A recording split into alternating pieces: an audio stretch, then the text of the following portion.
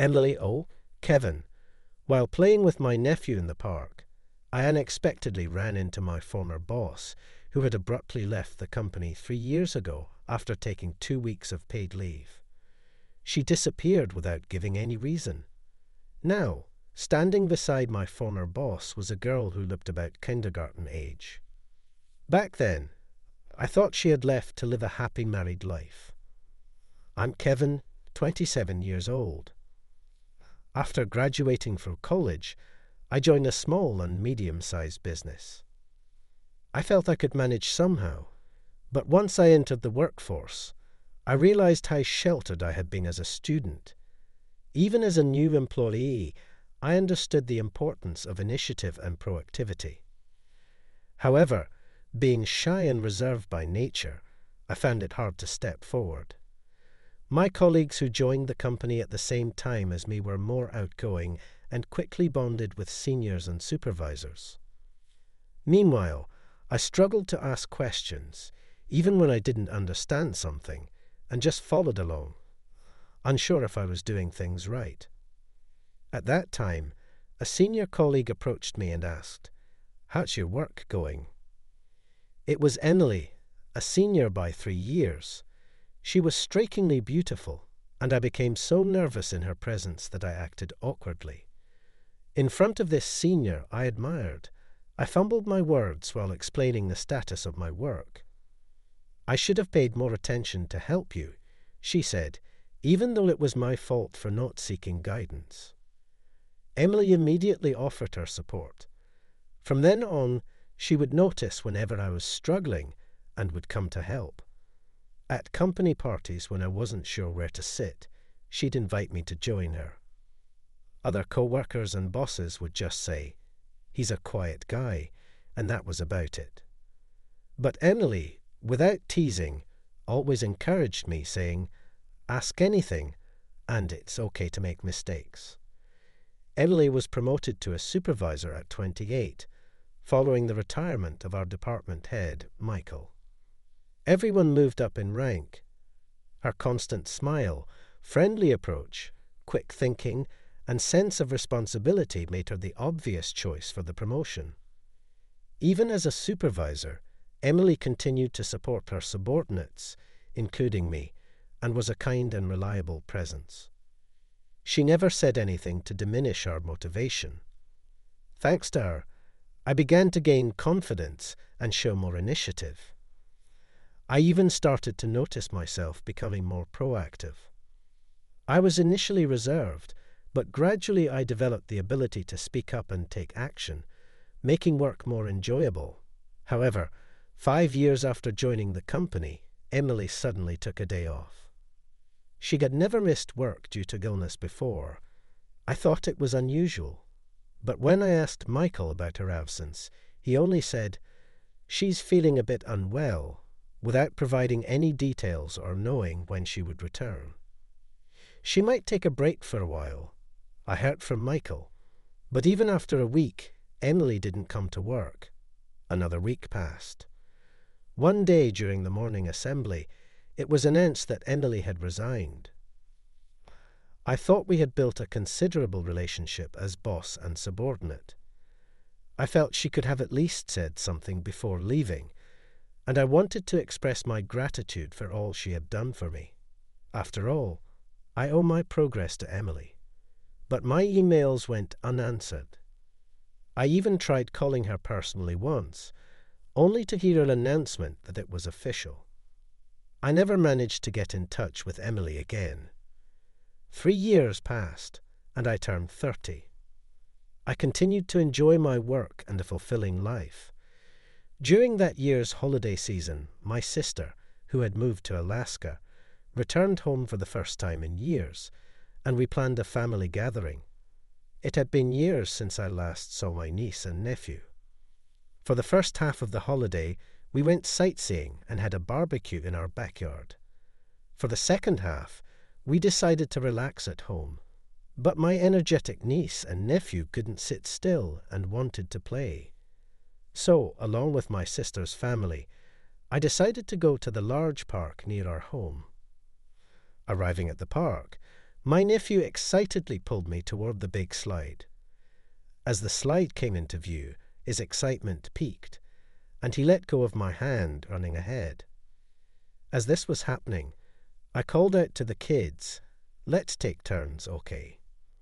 But at the bottom of the slide stairs, there was a bit of a scuffle between my nephew and a girl about kindergarten age over who would go first. Seeing this, I hurried over to my nephew. The girl's mother also hurried over, and we both apologized, saying, "I'm sorry," to each other. Then, when I looked up, Emily, "Oh, Kevin," she responded. I was truly surprised. It was Emily, right there in front of me. For a moment, it felt like time had stopped. With the kids needing attention, our greetings were brief. Soon, my nephew got bored of the slide and started playing in the sandbox with my niece and the girl Emily had brought. My sister and her husband kindly offered to watch the kids, allowing Emily and me to talk on a nearby bench. The girl I thought was Emily's daughter turned out to be her niece. Emily had thought my nephew was my son. We both laughed at our mutual misunderstanding. Looks like we're both still single, I thought. She was your daughter because she resembles you. Seeing Emily smile again after so long brought back memories. But it's good to see you're doing well. After a brief pause, I naturally spoke. I left the company suddenly back then, Emily said with a hint of sadness in her smile. I wondered why she had left so abruptly. I wanted to ask the reason I never got to hear back then. But seeing Emily's sad face, I thought better of it and held back. Emily, watching her niece, seemed deep in thought. Then she revealed, actually, Olivia's mom, my sister, passed away right after giving birth to her. Emily shared her story with a sorrowful expression.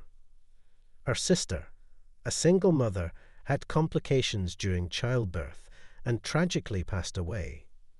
Shocked by this news, Emily took a leave from work. Overwhelmed by shock, she couldn't bring herself to say, "My sister has passed away," and instead took paid leave from the company.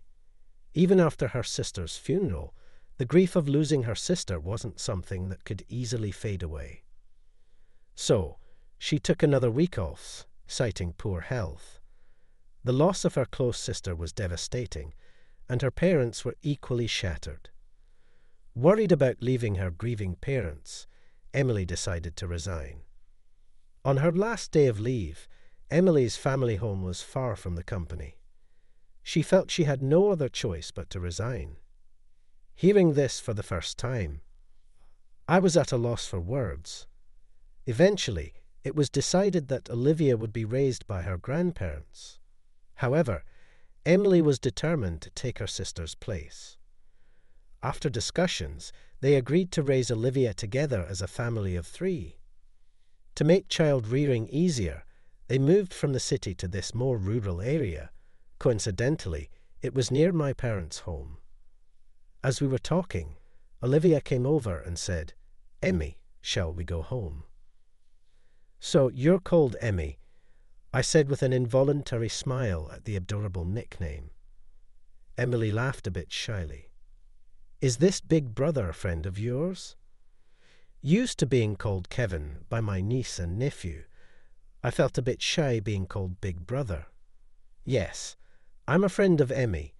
Emily seemed a bit embarrassed as I used her nickname. Thanks to Olivia, the mood lightened, softening the earlier sadness. "This inbox was fun. See you again, bye-bye." Emmy cheerfully called out to my niece and nephew, waving with a smile. Then she started to leave, holding Emily's hand. "Emily, can I ask for your contact information?" Not wanting to part ways just yet, I hastily called out to Emily. It turned out to be the right decision to ask for her contact at that moment. Although Emily's number was still in my phone, she had changed her phone number. If I had just thought to send an email later, I might never have met Emily again. Emily gladly gave me her contact information. "See you later," I said, waving to Olivia as our reunion for the day came to an end. Even though I exchanged contacts with Emily, I struggled with what to write. Glad to have met you today seemed too straightforward, and it was fun playing together didn't quite fit. I could easily write business emails, but finding the right words for this was tough. I kept looking at and turning away from my phone. Noticing this, my sister teasingly asked, "Is it about that former boss you met today?" "No, it's not," I protested, but apparently it was written all over my face. She chuckled and teased, "I thought she was your type." My sister knew me well. She could see right through me. Emily was indeed beautiful. Of course, I didn't think I was her match, but the Emily I met again after 3 years had changed from being stern to a softer presence. On the last day of the holiday, I went to the airport to see off my sister's family. I also planned to return to my own home on the same day. Eventually, I sent Emily an email that day. Despite my deliberation, it ended up being a simple message about heading back home and that I would contact her again. Emily replied, "Thanks for playing with Olivia. Take care on your way home." Back to my regular life, Emily stayed on my mind. I wanted to send her a message, but still couldn't decide what to say. Finally, I started talking about local topics, like whether the old candy store we used to visit was still there or recommending good restaurants. Emily shared her favorite spots and places she frequently visited. Sometimes we talked about Olivia, and though we didn't have deep conversations, we exchanged emails once or twice a week. Then came the Christmas holiday. I hadn't always gone back home for the Christmas holiday every year, but this time I returned on the first day of the holiday season. Though it might seem disrespectful to the ancestors, my real reason for going home was the desire to see Emily and Olivia. "Hi, Kev." Olivia ran over with a bright smile. That evening, I had arranged to meet Emily and Olivia near a convenience store close to my home. Olivia had expressed a wish to go to the Christmas market with me, so the 3 of us set off together. Hold hands because it's crowded. Emily must have always told her that. Olivia held both Emily's and my hand tightly. It was only my second time meeting Olivia, but she was incredibly friendly and adorable, skipping between Emily and me. I'm so looking forward to the Christmas market, the market I used to go to every year as a child. Seeing the stalls, I too got excited, nostalgic. Christmas tree ornaments, eggnog, toy lotteries. Every time Olivia said, "I want to drink this," or "I want to try that," I joined in and had fun with her. When I offered to pay for both Olivia and Emily's treats, Emily tried to refuse, but I insisted. "It's okay. I love the Christmas market." Giving us some awkward reason, I was just happy to have this reunion after such a long time and wanted to do at least this much. Seeing Olivia and Emily smiling the whole time was more than enough for me. That night, before going to sleep, I received an email from Emily. In the email, she shared how Olivia kept talking about all the fun and happy moments of the day until she fell asleep, smiling, and saying she wanted to play again with me the next day. I received an email with a drawing Olivia made with crayons. It was a colourful depiction of the market stalls, and the 3 of us holding hands, walking together. At that moment, I felt as if I had gained another niece, cherishing the joy with an uncle's affection. But perhaps I was already developing a different kind of feeling for Emily. As next Christmas approached, I found myself thinking about a present for Olivia, but also about Emily. Then came Christmas. Since I was off work, I went to visit Emily and Olivia. I skipped visiting my family home and headed straight to our meeting spot near the local train station. We had arranged to meet there to enjoy the Christmas event happening in front of the station. It was another of Olivia's requests that we were fulfilling. When Olivia saw me, she ran over with a smile, calling Kev, and excitedly led me to Emily. It was my first time seeing Emily and Olivia in the Christmas holiday, seeing their beaming faces, Emily with a white scarf, and Olivia's energetic demeanour. I felt a sense of relief. "Merry Christmas, Olivia," I greeted, handing her the Christmas present I brought. Olivia's eyes sparkled as she received it, saying thank you with a big smile, holding it carefully with both hands. "Good for you," Emily said to Olivia, and then turned to me with a smile, saying thank you. She appeared slightly apologetic, scrunching up her face a bit. In fact, Emily knew what was inside Olivia's present. I had struggled with what to get her, and had secretly asked Emily what Olivia might like. Initially, Emily was hesitant to tell me, but during our conversation over email, Olivia expressed a desire to go to the Christmas event at the station. Hearing about the event, perhaps recalling our time at the Christmas market, Olivia said, "I want to play with Kevin again." This gave me a good pretext to meet and also made the arrangement of her present go smoothly. The dazzling Christmas lights were enchanting. I took a photo of Emily and Olivia in front of a large Christmas tree. They really looked like a beautiful mother-daughter pair, I thought. "Would you like us to take a picture?" We were approached by a young couple, probably college students, offering to take our photo. Say that again. "We can take a family photo for you. So, why don't you join in?" Emily and I exchanged a puzzled look. Emily appeared just as perplexed as I was.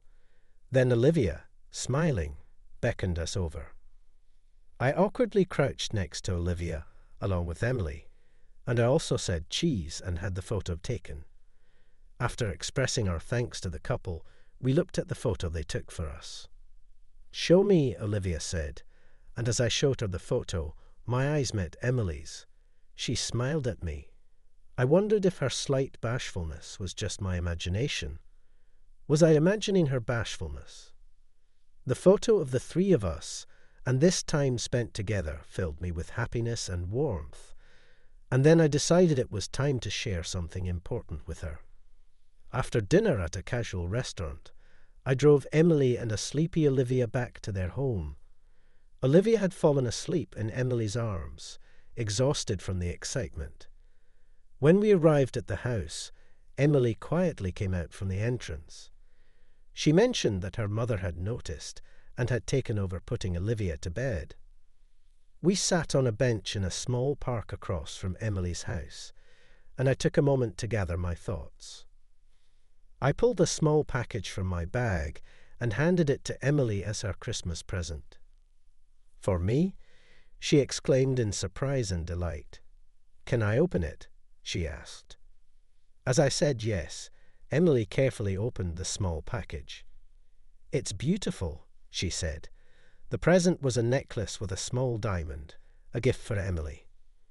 It was a simple design, but I had carefully chosen it, thinking it would suit Emily. She looked at the necklace with delight, but her expression also carried a hint of confusion. "Emily, I know you're doing your best as Olivia's mom, but can I be by her side too?" I asked, expressing my feelings that I had been contemplating for a long time. Emily looked at me with surprise, then with a serious gaze, her eyes gradually filling with tears. She looked down, biting her lip and gazing off into the distance, seemingly lost in thought. From her profile, she appeared to be deep in thought. After a while, she spoke. "I'm sorry and thank you. I'm really happy to know how you feel, Kevin. To be honest, I'm drawn to you too. You've been kind to both Olivia and me, and our email exchanges have been a comforting part of my day. I've been grateful to have you in our lives, but I want to raise Olivia properly. I may not be her real mother, but I intend to be by her side as if I were. So I can't reciprocate your feelings. I'm sorry, but thank you." Emily tried to end the conversation there, But I wasn't speaking out of a half-hearted sentiment. I believed I understood how much Emily cherished Olivia from our regular email exchanges. Even though we had only reunited less than a year ago, I knew that even if marriage was in our future, becoming a parent to someone requires a significant commitment. Regardless of whether Emily, Olivia, and I would have that kind of relationship in the future, my desire to support their happiness was genuine. I conveyed my feelings straightforwardly to Emily. Even if it's not as a lover, I still want to be there for you and Olivia. I might be younger and less reliable, but I want to be on your side. That's all. After I spoke, Emily, with tears streaming down her face, nodded and said thank you. After that, we had dinner at a diner and became close enough to meet several times a year. The three of us, Emily, Olivia, and myself. After that, we continued to meet several times a year, with me visiting Emily and Olivia more often. Amy's wish to ride planes led to them visiting my area for sightseeing. When Olivia was about to start elementary school, we went shopping together for her backpack. We bought some light meals from a store and decided to have lunch in a park with a playground. While eating sandwiches and enjoying the moment, Olivia suddenly said, "Kevin, Emmy, are you not going to get married by this time?" Olivia had totally been used to calling me Kev. "I wonder where she picked that up from," I said, surprised by her sudden question. Emily and I both choked on our food. "Why do you think that, Olivia?" I asked, trying to stay calm. "Because, Kev, you like Amy, right?" Olivia, with her cheeks full of sandwich, giggled and looked at Emily and me, saying, "I knew it." At that moment, we both laughed along with her, but I noticed a slight change in Emily's feelings. My own feelings had also grown stronger since that time. On another day, I formally proposed to Emily. Yes, she replied with a beaming smile and no hesitation. Thanks to Amy's words, we were able to move forward. I like to think that she was the little link that brought us together. Olivia entered elementary school, and I became her father. To be closer to our families, I made a significant decision to change jobs and move back to my hometown. We rented an apartment near both our parents' homes and started living together as a family. Now we are raising Olivia together with both sets of grandparents. I'm committed to protecting her pure and honest smile, as well as Emily's for years to come. All right, everyone's presentations are done. Nick, the manager, said as he tried to move the discussion forward. Excuse me, I haven't. I recently found out something. Nick interrupted me and began to speak. There's apparently someone in this department who didn't graduate high school and is just a part-timer. Meetings should be for employees only. Absolutely right. His lackey, Mike, of course, agreed with Nick. I'm leaving. After leaving the meeting room, I started to shut down my computer. I noticed that an email had arrived, not in my personal inbox, but in the company's shared email. Thinking, there's no point in speaking up, no one will listen, I went home quietly. The next day, I heard a commotion from Nick's desk. He was staring at his computer screen, his face pale. Nick? Is something wrong? Mike looked at the screen with him. And he turned even paler than Nick. Why is he so angry? Knowing the reason for Mike's distress, I thought to myself, serves them right. My name is Adam. My mother passed away when I was in the 9th grade, and I was raised by my father. Well, you could hardly call it being raised. After my mother passed, my father changed. He drowned his sorrows in alcohol, and though he still went to work, he squandered our living expenses on horse racing. Because of that, I had to start working part-time as soon as I entered high school. Every month, I went to the convenience store with bills in hand that couldn't be auto-deducted from my father's account. Even though I endured it because I didn't want to be alone, I reached my limit in my second year of high school and dropped out. I found a live-in job at a distant inn. Thank you for everything. The day I left home, my father, still staring at the TV, spoke. Take care. That was our last conversation. Back then, 18 wasn't the age of majority, so I needed my father's permission to work, and I couldn't hide my place of employment. Yet, my father never visited me even once. I kept working just to survive, and before I knew it, I was 42. Years of hard work paid off, and I was transferred to the headquarters.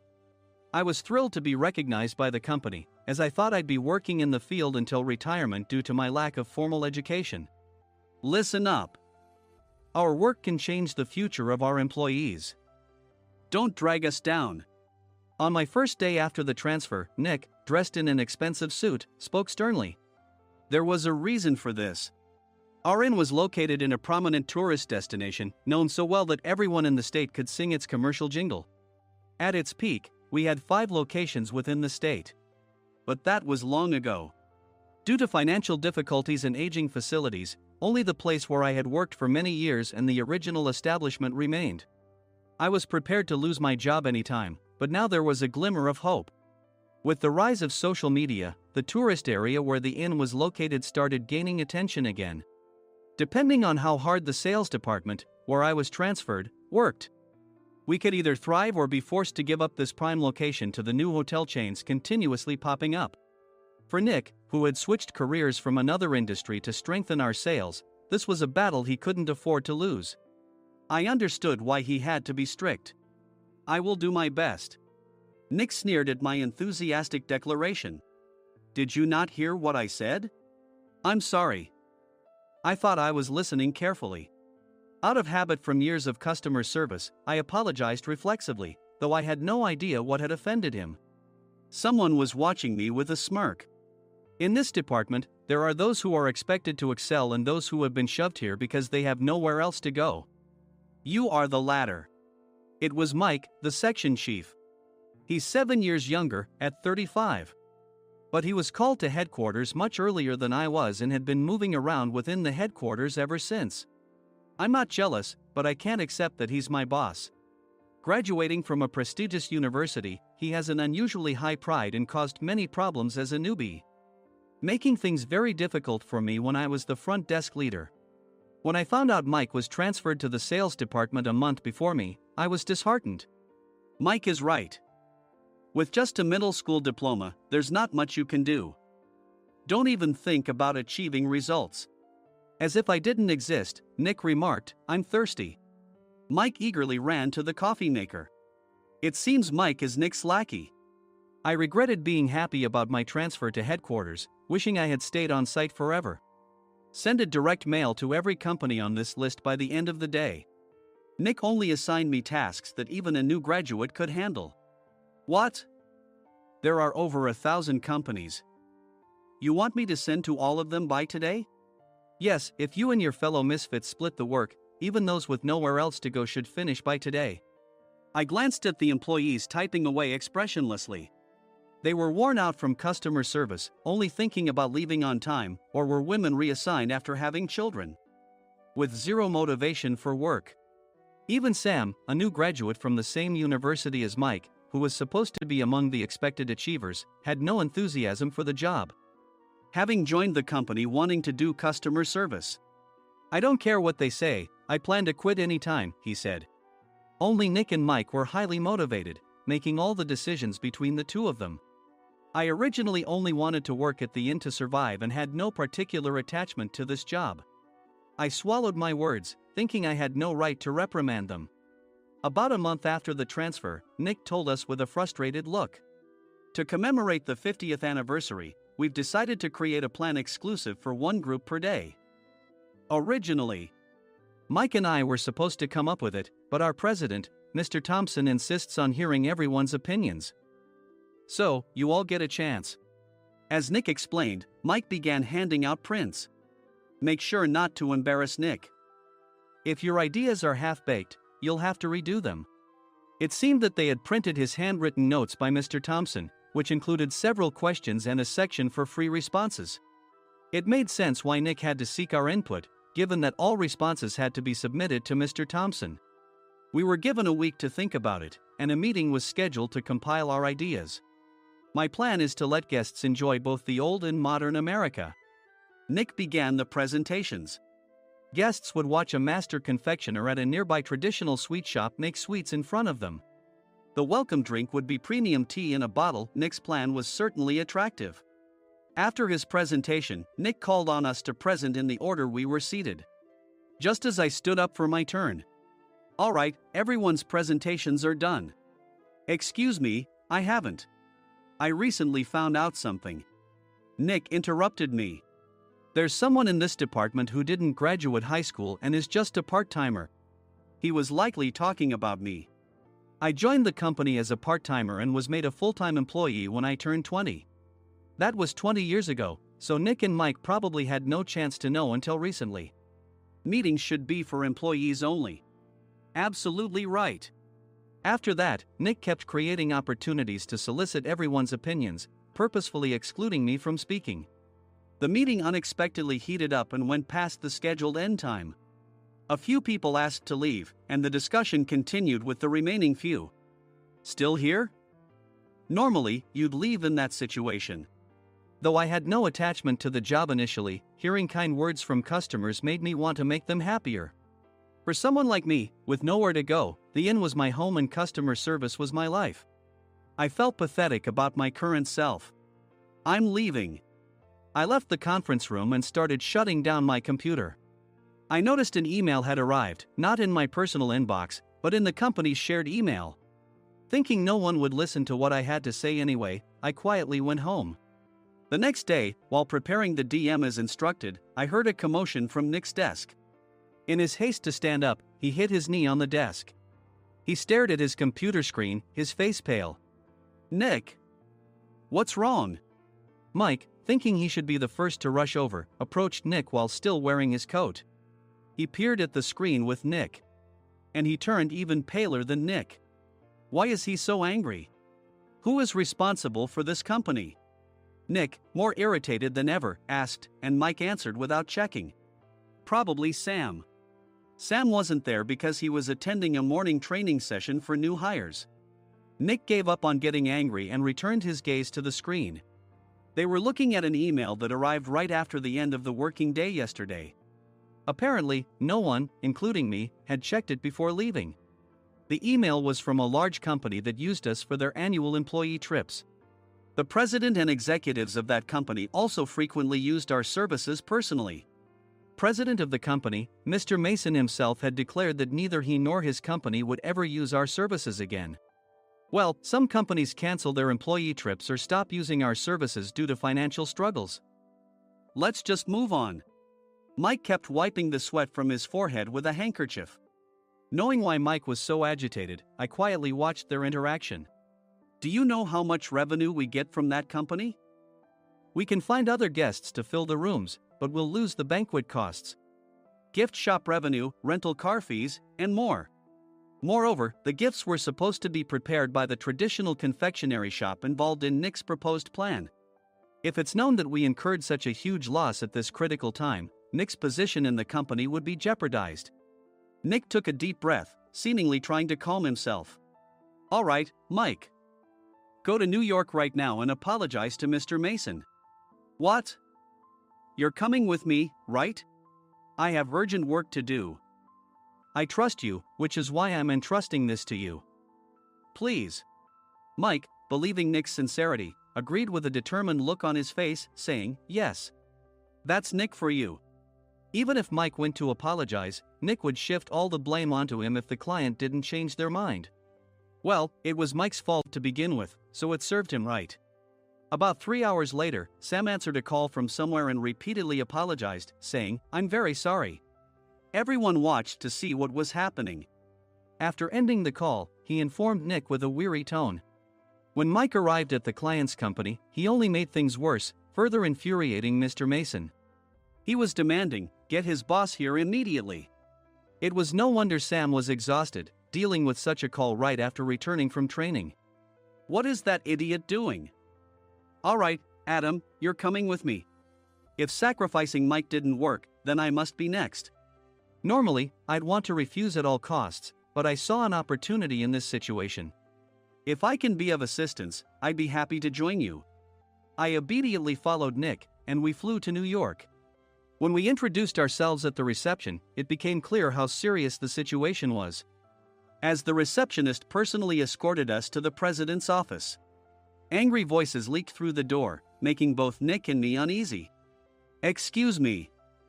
I'm Nick, the supervisor. I understand my subordinate has caused you trouble, and I deeply apologize." Nick, with his experience in the corporate world, knew enough to offer an apology before excuses. However, his customer service skills left much to be desired. I sighed as I saw Mike trembling like a small dog in the corner of the room. "What kind of training are you giving your subordinates?" Mr. Mason glared at Nick with a red face. The intensity of his gaze made even Nick take a step back. Regrettably, I joined this company only 2 years ago and was unaware of Mike's issues. I should have identified his shortcomings sooner. Indeed, I should have realized sooner. No sensible person would come to apologize and then give a lengthy presentation on the drawbacks of not using their in. Nick froze, his mouth slightly open. Suspecting the worst, I picked up the documents that had fallen to the floor. It seemed Mike hastily prepared these documents on the plane, listing the disadvantages. Disadvantage 1: if you change the venue for the company trip, employees might suspect it's for cost-cutting reasons, leading to a negative impression. Reading it aloud half-jokingly, Nick snatched the papers from my hand and checked the contents with a furious expression. Among the stack of documents was a receipt from a nearby convenience store's copy machine. I felt a pang of dread, hoping he hadn't shown the receipt as well. What do you think he said when I asked what kind of nerve he had to do this? I'm very sorry." Faced with the dire situation, Nick must have thought there was nothing left to do but apologize. In a voice smaller than I'd ever heard from him, he uttered words of apology. He said, "I'm a Harvard graduate. I don't believe I said anything wrong." "Mike, what have you done?" Forgetting his plan to pin the blame on Mike, Nick yelled loudly, even in front of Mr. Mason. "I didn't do anything wrong." "You're still saying that? Look at him." Mike pointed at me with a shaking hand. "I was assigned to headquarters in my 20s and now I'm a section chief. This guy only made it to headquarters at 42. Everything I've done proves I was right. So why are we losing the contract?" Having said his piece, Mike collapsed to the floor. "Of course. You were sent there because you had nowhere else to go." Mike never expected to hear such words from someone he looked down upon. He lunged at me, and Nick hurriedly stepped in to stop him. "Mr. Thompson told me Mike is a quick thinker, and to take good care of him." There's no way he was pushed aside. "Don't make things worse here. He didn't say quick thinker, he said only quick-witted, didn't he?" I don't remember that part." I recalled the many troubles Mike caused when he was a newbie. When Mike was on the front line, his pride was so high that he never apologized to customers. Customer service, especially in our job, doesn't work alone. It brings both good and bad situations. If the front staff or housekeepers made mistakes, or the cleaning company didn't properly clean a room, one had to apologize to the customers regardless of personal fault. Mike, in such situations, would never apologize, insisting he wasn't at fault. This often angered customers, and as the front desk leader, I frequently had to apologize on his behalf. He caused complaints and disrupted operations, which is why he was quickly moved to headquarters. In departments where he didn't interact directly with customers, his quick thinking was beneficial and things went well. But it seemed his flaws were starting to show. Corporate reservations are supposed to be entered into the system by the sales representative. But a quick check yesterday revealed that more than 10 items were missing from the client's reservation. The handover document clearly stated what needed to be prepared. Why didn't you enter it into the system? Why do we have to give them special treatment? Filling rooms near the banquet hall, setting up all the food in advance. Specifying the brand of wine, they're too demanding. No wonder he always angered customers, I thought, feeling a headache coming on. Grouping them in rooms near the banquet hall is for our benefit too. It makes it easier for the staff to set up beds and serve breakfast since everyone's schedule is synchronized. As for the other requests, Mr. Mason suggested them to lighten our load. I didn't know that. Nick finally seemed to realize that Mike was the one who had angered the client. What did you say to them? I just told them we wouldn't give them special treatment anymore. We shouldn't waste effort on things that don't bring in money. I was utterly exasperated at his lack of understanding of customer service. Of course, we shouldn't comply with unreasonable demands. But carrying over successful practices from past stays makes customers feel remembered and enhances their experience. Good memories encourage repeat visits. That's part of our job. I looked down at Mike, who was sitting on the floor. In our job, nothing is a waste. Mr. Thompson likely moved you to the sales department, hoping you'd finally understand this. How do you think he feels now that you've failed to meet his expectations? Mike, tears in his eyes, fled the president's office. I was amazed he still hadn't apologized. You have it tough, Adam. It's okay, we're all employees of the same company. I deeply apologize for this disrespectful incident. Especially after all the care you've shown us. If it weren't for you, Adam, I really would have stopped staying here. When I heard you were moving to the sales department, I was willing to reconsider if you handled it. Seeing us talk so amicably, Nick's face contorted. Do you two know each other? Adam's service is excellent. I always requested him specifically. Normally, we don't accept specific staff requests, but we made an exception for Mr. Mason, adjusting my shifts accordingly. He had personally stayed at our hotel just before my transfer, and during casual conversation, I mentioned, I'm moving to the sales department soon. If I hadn't told him then, things could have been much worse. Please continue to take care of us. I look forward to it. On the return flight, Nick awkwardly offered me a can of beer. It's still working hours. Of course, I had no intention of forgiving him for a single beer. Nick might try to pin everything on Mike and avoid any consequences. While pondering this, a startling fact came to light. Nick, the tea bottles for the plan have arrived. I handed Nick a bottle labeled with our inn's name. They look good. What are you talking about? These are plastic bottles. I had assumed we would use the trendy, high-end bottling tea. But what arrived were ordinary plastic bottles of tea with customized labels. The only unique aspect was the label, which had the inn's name, making it look customized. Upon further investigation, I discovered that a substantial amount of money was set to be paid to the tea company. It was priced like bottling tea. Does this plastic bottle really cost $100 each? The tea inside is specially blended for us. The extra cost is for that. Wouldn't it be better to use another tea company? Or is there a specific reason we must use this one? As Nick continued to make excuses, I showed him a printed email. I informed the tea company's president, Mr. Mitchell, that we discovered irregular payments and he confessed. He said you two were high school classmates and planned to split the extra money. That idiot. Why did he confess? That's not important. You should worry about yourself, this could turn into a police matter. Opening the bottle cap, I suggested. How about calming down with this tea? It supposedly has a relaxing effect. Nick drank the tea frantically. In the following days, decisions were made about their fates. Mike was reassigned to the General Affairs Department, with no chance of transfer or promotion, as per Mr. Thompson's orders. As for Nick, since the payment to the tea company hadn't yet been made, he narrowly avoided legal trouble. Instead, he was encouraged to leave the company, and to avoid further complications, Nick submitted his resignation. Rumor has it that connections between HR departments have made it difficult for him to find new employment. Even though it was good to have those two gone, something unexpected happened in the sales department.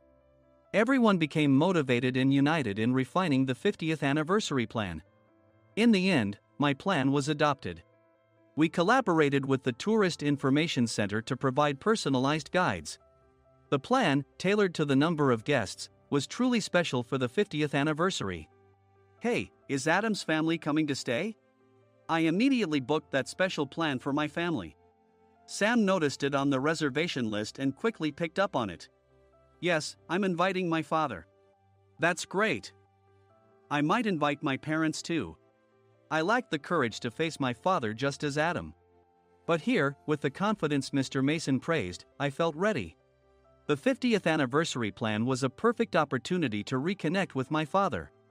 I hope to bring back the days when we could laugh together as we once did.